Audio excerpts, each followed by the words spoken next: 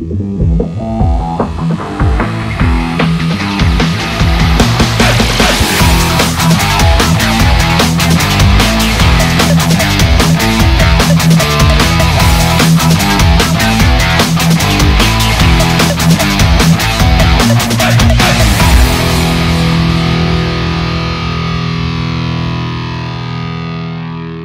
treneriai, jūsų nuomonė, kas nulėmė pergalę šiandien? Kas buvo tas pagrindinis dalykas? Svarstyklės buvo viena ir į kitą pusę. Vis dėlto galvoju, kad tiek viena komanda, tiek kita komanda ruošėsi tom rungtynėm. Buvom išsianalizavę mes jas, jos mus. Ir tos svarstyklės matėte, bet prašiausia gal, jeigu mūsų komanda, tai vis dėlto pirmas kėlinys buvo klaikus, kur gal buvo šioks toks jaudulys, ar dar kažkas tai. Nenorėčiau pasakyti, nenusiteikimas.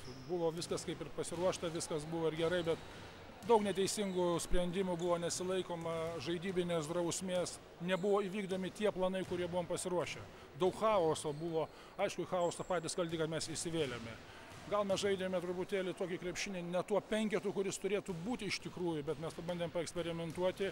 Iš pradžių nudegėm, po to lyg tai pasiteisino, po to vėl nudegėm ir po to vėl sėkmingai grįžom į rungtynės. Ir gal šiek tiek ta ramybė ir patirtis nugalėjo, daugiau protas gal, ir tas davė tą norimą rezultatą. Dėl to šiaip taip išsikapstėme iš šitos baisios duobės, kur buvom papuolę ketvirtam kėliny. O kas buvo nutikę to ketvirtojo kėlinio pradžioje, jūsų nuomonė? Kodėl degėt šiek tiek? Gavosi dėl to, kad paprasčiausiai nebežaidėm derinių. Kiekvienas pradėjo gelbėti savaip, kiekvieną pradėjo imtis ant savęs iniciatyvos, nebuvo žaidybinės drausmės, paprasčiausiai mes nesugebėjome pradėti žaisti tą krepšinį, kurį mes mokam žaisti, kurį mes galim žaisti. Tai skaitau, kad tos žaidybinė nedrausmė ir bloga gynyba davė tą rezultatą minusinius tuos 7-8 taškus tenais. Man atrodo, kad tiek buvo. Ir po to, kada kol susirikiavom, kol vėl persistvarkėme, tada pavyko mums šiek tiek išsikapstyti. Tai kas lėmė pralaimėjimą vis dėlto šiandien? Klausimas. Patirtis jau prašiausia, Valentinę biškai palikom, sureagavom į judesį ir gavom 3 taškus su bauda. Daugiau. Ir viskas. Daugiau čia nieko.